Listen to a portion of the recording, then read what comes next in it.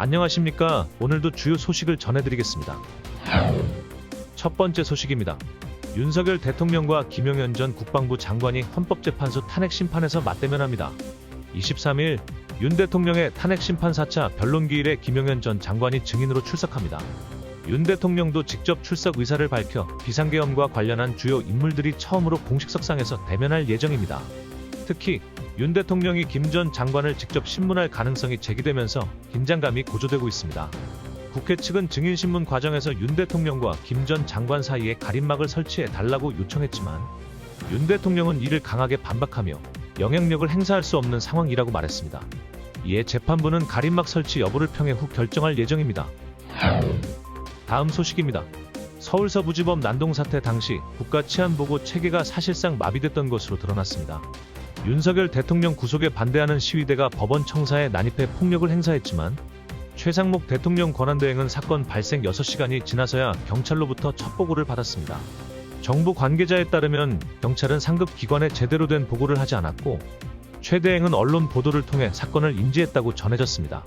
이 사태로 인해 12.3계엄 이후 정부 기관 간 불신이 극대화된 상황이 다시 드러났습니다.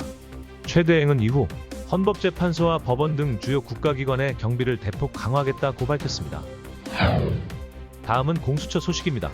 고위공직자범죄수사처가 윤석열 대통령에 대한 강제 구인을 3차례 시도했지만 무산됐습니다.